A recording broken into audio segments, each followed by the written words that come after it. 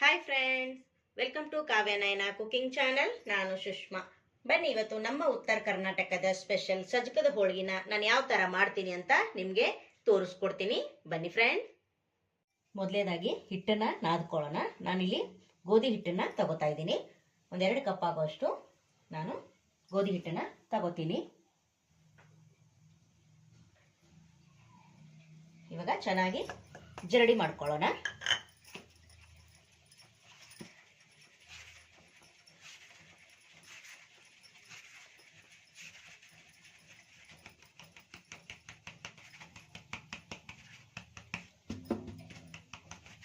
ನೋಡಿ, ಈಗ ಚೆನ್ನಾಗಿ ಜರಡಿ ಇಟ್ಕೊಂಡಿದ್ದಾಗಿದೆ. ನೀವು ಜಾಸ್ತಿ ಕೂಡ ಮಾಡ್ಕೋಬಹುದು, ಇಷ್ಟೇ ಮೇ ಮಾಡ್ಕೋಬೇಕಂತ ಏನಿಲ್ಲ ಫ್ರೆಂಡ್. ನಾನು 1-2 ಕಪ್ ಆಗೋಷ್ಟು ಹಿಟ್ಟನ್ನು ತಗೊಂಡಿದ್ದೀನಿ. ಸ್ವಲ್ಪ ಉಪ್ಪನ್ನ ಕೂಡ ಸೇರಿಸ್ಕೊತಾ ಇದ್ದೀನಿ. ಹಾಗೆ ಸ್ವಲ್ಪನೇ ನೀರು ಹಾಕೊಂಡು ಚೆನ್ನಾಗಿ ಚಪಾತಿ ಹಿಟ್ಟು ಕಲಿಸ್ಕೊಂತೀವಲ್ಲ ಆ ಹದಕ್ಕೆ ಕಲಿಸ್ಕೋಬೇಕು. ನೋಡಿ, ಈ ಕಡೆ ತೆಳುನೂ ಅಲ್ಲ, ಈ ಕಡೆ ಗಟ್ಟಿನೂ ಅಲ್ಲ, ಚಪಾತಿ ಕಲಿಸ್ಕೊಂತೀವಲ್ಲ ಆ ಥರ ನಾವು ಕಲಿಸ್ಕೋಬೇಕು. ಎಣ್ಣೆ ನೀವು 1 ಟೇಬಲ್ ಸ್ಪೂನ್ ಬೇಕಂದರೆ ಹಾಕೋಬೋದು, ಹಾಕಲಿಲ್ಲ ಅಂದರೂ ಏನು ಪರವಾಗಿಲ್ಲ, ನಮಗೆ ಇಲ್ಲಿ ಮೆದುವಾಗಿನೇ ಬರುತ್ತೆ. ನೋಡಿ, ಸ್ವಲ್ಪನೇ ಹಾಕ್ಕೊಂಡು ನಾದ್ಕೊತೀನಿ. ಹಾಗೆ ನಮ್ಮ ಚಾನಲ್ನ ಇನ್ನೂ ಯಾರೂ ಸಬ್ಸ್ಕ್ರೈಬ್ ಮಾಡ್ಕೊಂಡಿಲ್ಲ, ಪ್ಲೀಸ್ ಹೋಗಿ ಸಬ್ಸ್ಕ್ರೈಬ್ ಮಾಡ್ಕೊಳ್ಳಿ. ಬೆಲ್ ಐಕನ್ನ ಪ್ರೆಸ್ ಮಾಡಿ ಆಲ್ ಅನ್ನೋ ನೋಟಿಫಿಕೇಶನ್ನ ಸೆಲೆಕ್ಟ್ ಮಾಡಿಕೊಂಡ್ರೆ ನಾವು ಹಾಕೋ ವಿಡಿಯೋ ಎಲ್ಲ ಮೊದಲು ನಿಮಗೆ ಬರ್ತದೆ ಫ್ರೆಂಡ್. ಆಗ ಎಲ್ಲರಿಗಿಂತ ಮುಂಚೆ ನೀವೇ ನೋಡಬಹುದು. ನೋಡಿ, ಇವಾಗ ನಾದ್ಕೋತಾ ಇದ್ದೀನಿ.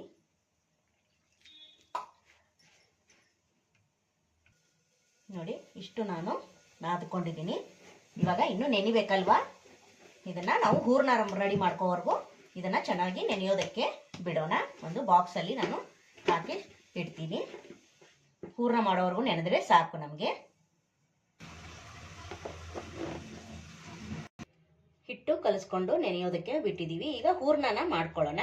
ನೋಡಿ, 1.5 ಕಪ್ ಆಗುವಷ್ಟು ಬೆಲ್ಲನ ಸೇರಿಸ್ಕೊತಾ ಇದ್ದೀನಿ. ನಿಮ್ಮ ಮನೇಲಿ ಯಾವ ಕಪ್ ಇದೆಯೋ ಆ ಕಪ್ಪಲ್ಲಿ ನೀವು ಅಳತೆ ಮಾಡ್ಬೋದು, ಹೆಚ್ಚು ಕಡಿಮೆ ನೀವು ಮಾಡ್ಕೋಬಹುದು ಫ್ರೆಂಡ್ಸ್. ನೋಡಿ, ನಾನು ಈ ಕಪ್ಪಲ್ಲಿ 1.5 ಕಪ್ ಅಷ್ಟು ಬೆಲ್ಲನ ಹಾಕೋತಾ ಇದ್ದೀನಿ. ನೋಡಿ, ಅರ್ಧ ಕಪ್ ಅಷ್ಟು. ಈಗ 1.5 ಕಪ್ಗೆ ನಾವು 2.5 ಕಪ್ ಅಷ್ಟು ನೀರನ್ನ ಸೇರಿಸ್ಕೋಬಹುದು. ನೀವು ಇಲ್ಲಿ 3 ಕಪ್ ಆದ್ರೂ ಸೇರಿಸ್ಕೋಬಹುದು, ಅದು ರವೆ ಮೇಲೆ ಡಿಪೆಂಡ್ ಆಗುತ್ತೆ ಫ್ರೆಂಡ್ಸ್. ಹಳೆ ರವೆ ಆದ್ರೆ ಸ್ವಲ್ಪ ಕಡಿಮೆ ತಗೊಳುತ್ತೆ ನೀರು, ಹೊಸ ರವೆ ಆದ್ರೆ ಸ್ವಲ್ಪ ನೀರನ್ನ ಜಾಸ್ತಿ ಎಳ್ಕೊಳ್ಳುತ್ತೆ. ಅದಕ್ಕೋಸ್ಕರ ನಾವೇ ಬೆಳೆದಿದ್ದು ಗೋಧಿನ ಮಿಲ್ಗೆ ಹಾಕಿಸ್ಕೊಂಬಂದು ರವೆನ ಮಾಡಿಸ್ಕೊಂಡಿರೋದು ಫ್ರೆಂಡ್ಸ್. ಅದು ಗೋಧಿ ರವೆನೇ ತಗೋಬೇಕು, ಸ್ವಲ್ಪ ದಪ್ಪದಿರುತ್ತೆ ನೋಡಿ, ಆ ರವೆನೇ ತಗೋಬೇಕು ನೀವು. ನೋಡಿ, ಅಳತೆ ಪ್ರಮಾಣ ನೀವು ಕರೆಕ್ಟಾಗಿ ಮಾಡಿದ್ರೆ ತುಂಬಾ ಚೆನ್ನಾಗಿ ಬರುತ್ತೆ. ನೋಡಿ, ನಾನು 2 ಕಪ್ ಆಗೋಷ್ಟು ನೀರನ್ನು ಸೇರಿಸ್ಕೊತಾ ಇದ್ದೀನಿ.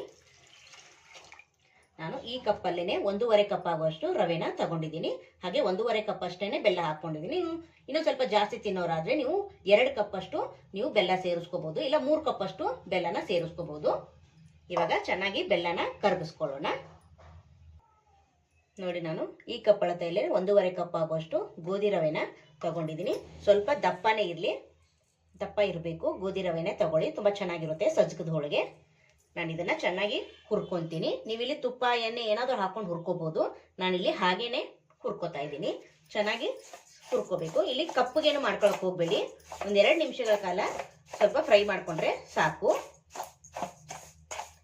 ಇಲ್ಲಿ ನಾವು ಸ್ವಲ್ಪ ಬೆಚ್ಚಗೆ ಮಾಡಿಕೊಂಡ್ರು ಕೂಡ ಸಾಕಾಗುತ್ತೆ. ನೋಡಿ, ಇವಾಗ ಚೆನ್ನಾಗಿ ನಾನು ಲೋ ಫ್ಲೇಮಲ್ಲೇ ಈ ರವೆನ ಹುರ್ಕೊತೀನಿ. ಹೊಸಬ್ರು ಯಾರಾದರೂ ನಮ್ಮ ಚಾನಲ್ ನೋಡ್ತಾ ಇದ್ರೆ ಪ್ಲೀಸ್ ಸಬ್ಸ್ಕ್ರೈಬ್ ಮಾಡ್ಕೊಂಡು ನೋಡಿ. ವಿಡಿಯೋನ ಎಲ್ಲೂ ಕೂಡ ಸ್ಕಿಪ್ ಮಾಡಬೇಡಿ, ಪೂರ್ತಿಯಾಗಿ ವಿಡಿಯೋ ನೋಡಿ ಫ್ರೆಂಡ್ಸ್. ಹಾಗೆ ನಿಮ್ಮ ಫ್ರೆಂಡ್ಸ್ ಫ್ಯಾಮಿಲಿಗೂ ಕೂಡ ಶೇರ್ ಮಾಡಿ. ಆದಷ್ಟು ನಾನು ಸಿಂಪಲ್ ಆಗಿ ಅಡುಗೆಗಳನ್ನು ಮಾಡಿ ತೋರಿಸ್ತಾ ಇರ್ತೀನಿ. ನಿಮಗೆ ನಮ್ಮ ಉತ್ತರ ಕರ್ನಾಟಕದ ರೆಸಿಪಿ ಯಾವುದಾದ್ರೂ ನಿಮಗೆ ಬೇಕಂದ್ರೆ ನನಗೆ ಕಮೆಂಟಲ್ಲಿ ತಿಳಿಸಿ, ನಾನು ನಿಮಗೆ ಮಾಡಿ ತೋರಿಸ್ತೀನಿ ಫ್ರೆಂಡ್ಸ್. ನೋಡಿ, ಇವಾಗ ಚೆನ್ನಾಗಿ ಈ ರವೆನ ಹುರ್ಕೊತೀನಿ. ಒಂದು 5 ನಿಮಿಷ ಚೆನ್ನಾಗಿ ಕೈ ಬಿಡ್ದಂಗೆ ಹುರ್ಕೊಂಡ್ರೆ ಸಾಕಾಗುತ್ತೆ. ನೋಡಿ, ಇವಾಗ ಹುರಿದಿದ್ದಾಗಿದೆ. ಮುಟ್ಟು ನೋಡಿದ್ರೆ ಬಿಸಿ ತಾಗಬೇಕು, ಅಷ್ಟು ಹುರ್ಕೊಂಡ್ರೆ ಸಾಕಾಗುತ್ತೆ. ಇವಾಗ ಇದನ್ನು ಇಳಿಸ್ಕೊಳ್ಳೋಣ. ಬೆಲ್ಲದ ನೀರು ಕೂಡ ಕರಗಿದೆ, ಇದನ್ನು ಕೂಡ ಒಂದು ಪಾತ್ರೆಗೆ ಸೋಸ್ಕೋತೀನಿ. ಈಗ ಬೆಲ್ಲನ ಸೋಸ್ಕೊಂಡು ತಿರ್ಗಾ ಮತ್ತೆ ಅದೇ ಪಾತ್ರೆಗೆ ಹಾಕೋತಾ ಇದ್ದೀನಿ. ಸ್ವಲ್ಪ ಅಗಲ ಪಾತ್ರೆನೇ ತಗೊಳ್ಳಿ, ಮಿಕ್ಸ್ ಮಾಡೋದಕ್ಕೆ ಚೆನ್ನಾಗಿರುತ್ತೆ. ನೋಡಿ ಇವಾಗ ಮತ್ತೆ ಇದು ಕುದಿಬೇಕು. ಬೆಲ್ಲದ ನೀರಿಗೆ ನಾನು ಅರ್ಧ ಕಪ್ ಆಗುವಷ್ಟು ಒಣ ಕೊಬ್ಬರಿನ ತುರಿದ್ಬಿಟ್ಟು ಹಾಕೋತಾ ಇದ್ದೀನಿ. ಹಾಗೆ ಇಲ್ಲಿ ಏಲಕ್ಕಿ ಪುಡಿನ ಸ್ವಲ್ಪ ಸೇರಿಸ್ಕೊತಾ ಇದ್ದೀನಿ. ಒಂದು 2-3 ಪುಟ್ಟಿ ಹಾಕೊಂಡಿದ್ದೀನಿ. ಹಾಗೆ ಒಣ ಶುಂಠಿ ಪುಡಿನ ಒಂದು ಅರ್ಧ ಚಮಚದಷ್ಟು ಹಾಕೊಂಡಿರ್ತಾ ಇದ್ದೀನಿ.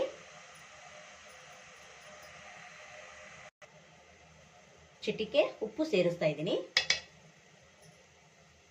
ಈಗ ಚೆನ್ನಾಗಿ ಮಿಕ್ಸ್ ಮಾಡ್ಕೊಳ್ಳೋಣ. ನೋಡಿ ಇವಾಗ ಬೆಲ್ಲದ ನೀರು ಚೆನ್ನಾಗಿ ಕುದೀತಾ ಇದೆ ಅಲ್ವಾ. ಇವಾಗ ಫ್ಲೇಮನ್ನ ಲೋ ಮಾಡ್ಕೊಳ್ಳೋಣ, ಅಂದರೆ ಫುಲ್ಲು ಸಣ್ಣ ಮಾಡ್ಕೊಳ್ಳಿ. ಈಗ ರವೆನ ನಾವು ಇಲ್ಲಿ ನಿಧಾನಕ್ಕೆ ಸೇರಿಸ್ಕೋಬೇಕು. ಹೈ ಮಾಡಿದ್ರೆ ಬೇಗ ಗಟ್ಟಿ ಆಗ್ಬಿಡುತ್ತೆ, ರವೆ ಕುದಿಯೋದೇ ಇಲ್ಲ. ಅದಕ್ಕೋಸ್ಕರ ಒಲೆನ ಲೋ ಮಾಡಿಕೊಂಡು ನಾವು ರವೆನ ನೋಡಿ ಈ ಥರ ಹಾಕ್ಕೊಂಡು ಮಿಕ್ಸ್ ಮಾಡ್ಕೋಬೇಕು. ನೋಡಿ ಇದೇನು ರವೆ ಗಂಟಾಗಲ್ಲ, ನೀವೇನು ಭಯ ಪಡಬೇಡಿ. ಹಾಕ್ತಾ ಸ್ವಲ್ಪ ನಿಧಾನಕ್ಕೆ ಈ ಥರ ಮಿಕ್ಸ್ ಮಾಡ್ತಾ ಇದ್ರೆ ನೋಡಿ ಸ್ವಲ್ಪ ಕೂಡ ಗಂಟಾಗಿಲ್ಲ ಅಲ್ವಾ. ನೋಡಿ ಈ ಥರ ಚೆನ್ನಾಗಿ ಮಿಕ್ಸ್ ಮಾಡ್ಕೊಂಡಿದ್ದೀನಿ. ಈಗ ಲೋ ಫ್ಲೇಮಲ್ಲೇ ಒಂದು 5 ನಿಮಿಷ ಇದನ್ನು ಕುದಿಯೋದಕ್ಕೆ ಬಿಡೋಣ. ನೋಡಿ ಈಗ ಇದನ್ನು ಮುಚ್ಚಳ ಮುಚ್ಚಿ ಒಂದು 5 ನಿಮಿಷ ಕುದಿಸ್ಕೊತೀನಿ. ಹಾಗೆ ಇಲ್ಲಿ ಗಸಗಸೆ 1 ಟೇಬಲ್ ಸ್ಪೂನ್ ಅಷ್ಟು ಸೇರಿಸ್ಕೊತಾ ಇದ್ದೀನಿ. ಸೇರಿಸ್ಕೊಂಡು ಚೆನ್ನಾಗಿ ಒಂದ್ಸತಿ ಮತ್ತೆ ಮಿಕ್ಸ್ ಕೊಟ್ಟು ಇವಾಗ ಇದನ್ನು ಮುಚ್ಚಿ ಒಂದು 5 ನಿಮಿಷ ಬೇಯಿಸ್ಕೊಳ್ಳೋಣ.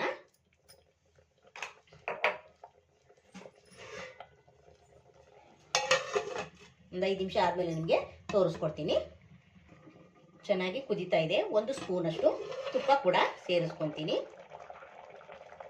ನೀವು ಜಾಸ್ತಿ ಕೂಡ ಸೇರಿಸ್ಕೋಬಹುದು. ನಾನು ಒಂದೇ 1 ಟೇಬಲ್ ಸ್ಪೂನ್ ಅಷ್ಟು ಸೇರಿಸ್ಕೊಂಡಿದ್ದೀನಿ. ಈಗ ಮತ್ತೆ ಒಂದ್ಸತಿ ಚೆನ್ನಾಗಿ ಮಿಕ್ಸ್ ಮಾಡಿಕೊಂಡು ನೋಡಿ ಗಟ್ಟಿ ಆಗ್ತಾ ಇದೆ ಅಲ್ವಾ. ಇವಾಗ ಮುಚ್ಚಳ ಮುಚ್ಚಿ ಒಂದು 5 ನಿಮಿಷ ನಾವು ಕುದಿಯೋದಕ್ಕೆ ಬಿಡೋಣ. ಬೇಗ ಗಟ್ಟಿ ಆಗುತ್ತೆ ಫ್ರೆಂಡ್, ಜಾಸ್ತಿ ಏನು ಟೈಮ್ ತಗೊಳ್ಳಲ್ಲ. ಈಗ ಓಪನ್ ಮಾಡಿ ನೋಡೋಣ. ನೋಡಿ ಆಲ್ಮೋಸ್ಟ್ ನೀರೆಲ್ಲ ಕಡಿಮೆ ಆಗಿದೆ. ಇವಾಗ ಚೆನ್ನಾಗಿ ಒಂದ್ಸತಿ ಮಿಕ್ಸ್ ಕೊಡೋಣ. ನೋಡಿ ಆಲ್ರೆಡಿ ನೋಡಿ ತಳ ಕೂಡ ಬಿಟ್ಟಿದೆ, ಅಂದರೆ ಇಲ್ಲಿ ನೀರೆಲ್ಲ ಕಡಿಮೆ ಆಗಿದೆ. ಈ ಕಡಿಮೆ ಆಗೋವರೆಗೂ ಮಾತ್ರ ನಾವು ಚೆನ್ನಾಗಿ ಬೇಯಿಸ್ಕೋಬೇಕು. ನೋಡಿ ಇಷ್ಟಾದರೆ ನಾವು ಒಲೆನ ಆಫ್ ಮಾಡಿಕೊಂಡು ಇವಾಗ ಇದನ್ನು ಹಬೇಲೇನೆ ಬೆಂದೋಗುತ್ತೆ. ಮುಚ್ಚಳ ಮುಚ್ಚಿ ನಾವು ಒಂದು 5 ನಿಮಿಷ ಬಿಡಬೇಕು. ಈಗ ಒಲೆ ಆಫ್ ಮಾಡ್ಕೊಂಡಿದ್ದೀನಿ. ಈಗ ಇದನ್ನು ಮುಚ್ಚಿ ನಾನು ಒಂದು 5 ನಿಮಿಷ ಬಿಡ್ತೀನಿ ಫ್ರೆಂಡ್ಸ್. ಆಮೇಲೆ ನಾನು ನಿಮಗೆ ತೋರಿಸ್ಕೊಡ್ತೀನಿ. ನೋಡಿ ಫ್ರೆಂಡ್ಸ್, ನಾನು ಪಾತ್ರೆಯಿಂದ ತಟ್ಟೆಗೆ ಆರಿಟ್ಕೊಂಡಿದ್ದೀನಿ. ಇವಾಗ ಚೆನ್ನಾಗಿ ಆರಿದೆ. ನೋಡ್ತಾ ಇದ್ದೀರಾ, ನಾವು ಯಾವ ಸೈಜಲ್ಲಿ ಮಾಡ್ತೀವೋ ಆ ಸೈಜಲ್ಲಿ ಈ ಥರ ಮೊದಲು ನಾನು ಈ ಥರ ಲಾಡು ಥರ ಮಾಡಿ ಇಟ್ಕೊತೀನಿ. ನೋಡಿ ತುಂಬ ಅಂದರೆ ತುಂಬ ಚೆನ್ನಾಗಿರುತ್ತೆ ಫ್ರೆಂಡ್. ನಮ್ಮ ಉತ್ತರ ಕರ್ನಾಟಕ ಶೈಲಿಯಲ್ಲಿ ತೋರಿಸ್ಕೊಡ್ತಾ ಇದ್ದೀನಿ ಸಜ್ಜಕದ ಹೋಳಿಗೆ. ನೀವು ಕೂಡ ಒಂದ್ಸತಿ ಟ್ರೈ ಮಾಡಿ ನೋಡಿ. ಬನ್ನಿ ಇವಾಗ ಯಾವ ಥರ ಮಾಡೋದು ಅಂತ ನೋಡೋಣ. ಹಾಗೆ ಹಿಟ್ಟು ಕೂಡ ಚೆನ್ನಾಗಿ ನೆನೆದಿದೆ. ನೋಡಿ ನೋಡಿ ಆಲ್ಮೋಸ್ಟ್ ಚೆನ್ನಾಗಿ ನೆನೆದಿದೆ. ಈಗ ಒಂದು ಹೋಳಿಗೆ ಮಾಡುವಷ್ಟು ನಾವು ಹಿಟ್ಟನ್ನ ತಗೋಬೇಕು. ನೋಡಿ ಇಷ್ಟು ತಗೊಂಡಿದ್ದೀನಿ. ನೋಡಿ ಫ್ರೆಂಡ್ಸ್, ನಾನು ಶೀಟ್ ಮೇಲೆ ಲಟ್ಟಿಸ್ಕೊತೀನಿ. ಸ್ವಲ್ಪ ಎಣ್ಣೆನ ಹಚ್ಕೊತೀನಿ. ಎಣ್ಣೆ ಹಚ್ಕೊಂಡು ಲಟ್ಟಿಸೋದು, ಇಲ್ಲಾಂದರೆ ಹಿಟ್ಟು ಬೇಕಂದರೆ ಹಿಟ್ಟಲ್ಲೇ ನೀವು ಲಟ್ಟಿಸ್ಕೋಬೋದು, ಹೇಗಾದರೂ ಸರಿ. ಹಿಟ್ಟು ಹಚ್ಚಿ ಕೂಡ ಲಟ್ಟಿಸೋದು ಕೂಡ ತುಂಬ ಚೆನ್ನಾಗಿ ಬರುತ್ತೆ. ನೋಡಿ ಇಷ್ಟಾಗಲ ಮಾಡ್ಕೊಂಡಿದ್ದೀನಿ. ಈಗ ಹೂರ್ಣನ ಇಟ್ಕೊಳ್ಳೋಣ. ನೋಡ್ತಾ ಇದ್ದೀರಾ, ನೋಡಿ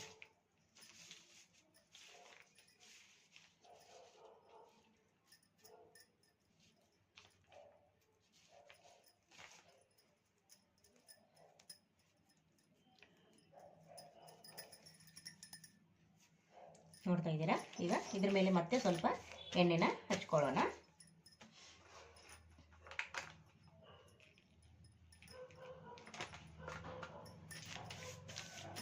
ನಿಮ್ಗೆ ಎಷ್ಟು ದೊಡ್ಡದಕ್ಕೆ ಬೇಕೋ ಅಷ್ಟು ದೊಡ್ಡದಾಗಿ ಲಟ್ಟಿಸ್ಕೊಳ್ಳಿ, ಅಥವಾ ಈ ಥರ ನೋಡಿ ಒಬ್ಬಟ್ಟು ತಟ್ಕೊತೀರಲ್ಲ ಈ ಥರ ಕೂಡ ತಟ್ಕೋಬೋದು. ಮತ್ತು ಮೇಲೆ ಸ್ವಲ್ಪ ಎಣ್ಣೆನ ಹಾಕ್ಕೊತೀನಿ. ನಿಮಗೆ ಯಾವ ಥರ ಈಸಿ ಆಗುತ್ತೋ ನೀವು ಆ ಥರ ಮಾಡ್ಕೊಳ್ಳಿ.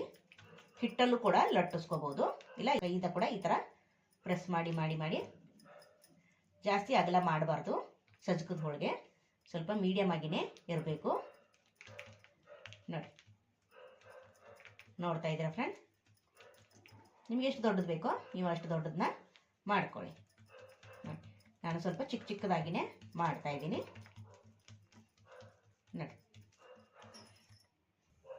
ನೋಡಿ. ತವ ಕೂಡ ಬಿಸಿಯಾಗಿದೆ. ಈಗ ಸ್ವಲ್ಪ ಎಣ್ಣೆನ ಹಾಕ್ಕೊಳ್ಳೋಣ.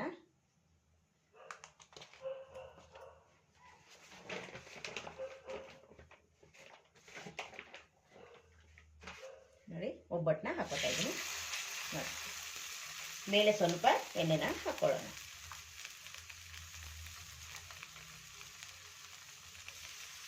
ಚೆನ್ನಾಗಿ ಬೇಯಿಸ್ಕೊಳ್ಳಿ ಎರಡೂ ಬದಿ ನೋಡಿ. ಇವಾಗ ಇನ್ನೊಂದು ಕಡೆ ತಿರುಗಿ ಹಾಕ್ಕೊತೀನಿ ನೋಡಿ. ಸೂಪರ್ ಅಲ್ವಾ? ಎಷ್ಟು ಚೆನ್ನಾಗಿ ಬಂದಿದೆ ನೋಡಿ ಫ್ರೆಂಡ್. ಇಷ್ಟು ಚಿಕ್ಕ ಚಿಕ್ಕದೇನೆ ಮಾಡ್ಕೊಳ್ಳಿ, ತುಂಬ ಚೆನ್ನಾಗಿರುತ್ತೆ ನೋಡಿ. ಎರಡೂ ಬದಿ ನಾನು ಎಣ್ಣೆನ ಹಚ್ಚಿ ಚೆನ್ನಾಗಿ ಬೇಯಿಸ್ಕೊತಾ ಇದ್ದೀನಿ ನೋಡಿ ಫ್ರೆಂಡ್ಸ್. ಇವಾಗ ಎರಡು ಬದಿ ನಾನು ಚೆನ್ನಾಗಿ ಬೇಯಿಸ್ಕೊಂಡಿದ್ದೀನಿ. ನೋಡ್ತಾ ಇದ್ದೀರಾ ಎಷ್ಟು ಚೆನ್ನಾಗಿ ಬಂದಿದೆ ಅಂತ ನೋಡಿ. ಇದೇ ಥರನೇ ಎಲ್ಲವನ್ನು ಸಜ್ಜಕದ ಹೋಳಿಗೆ ಮಾಡಿ ನಿಮಗೆ ತೋರಿಸ್ಕೊಡ್ತೀನಿ ನೋಡಿ ಫ್ರೆಂಡ್. ಎಲ್ಲವನ್ನು ಮಾಡಿ ನಾನು ಪ್ಲೇಟಲ್ಲಿ ಇಟ್ಕೊಂಡಿದ್ದೀನಿ. ಒಂದೇ ಒಂದು ಕಪ್ಪ ರವೆಯಲ್ಲಿ ನೋಡಿ ಎಷ್ಟೊಂದು ಹೋಳಿಗೆ ರೆಡಿಯಾಗಿದೆ. ಸಜ್ಜಕದ ಹೋಳಿಗೆ, ನಮ್ಮ ಉತ್ತರ ಕರ್ನಾಟಕದ ಸ್ಪೆಷಲ್ ಸಜ್ಜಕದ ಹೋಳಿಗೆ ನಾವು ಯಾವ ಥರ ಮಾಡ್ತೀನಿ ಅಂತ ತೋರಿಸ್ಕೊಟ್ಟಿದ್ದೀನಿ. ನೀವು ಕೂಡ ಒಂದ್ಸತಿ ಟ್ರೈ ಮಾಡಿ ನೋಡಿ ಫ್ರೆಂಡ್ಸ್. ನೋಡಿ ಎಷ್ಟು ಸೂಪರ್ ಆಗಿ ಬಂದಿದೆ ನೋಡಿ ಫ್ರೆಂಡ್. ನೋಡ್ತಾ ಇದ್ದೀರಾ? ಹಾಗೆ ನಮ್ಮ ವಿಡಿಯೋ ನಿಮಗೆ ಇಷ್ಟವಾದರೆ ಪ್ಲೀಸ್ ಲೈಕ್ ಮಾಡಿ, ಶೇರ್ ಮಾಡಿ, ಕಮೆಂಟ್ ಮಾಡಿ, ಸಬ್ಸ್ಕ್ರೈಬ್ ಮಾಡ್ಕೊಳ್ಳಿ. ನಮ್ಮ ವಿಡಿಯೋ ನೋಡಿದ್ದಕ್ಕಾಗಿ ನಿಮ್ಮೆಲ್ಲರಿಗೂ ಧನ್ಯವಾದಗಳು. Thank you for watching. ನಮಸ್ಕಾರ ಫ್ರೆಂಡ್.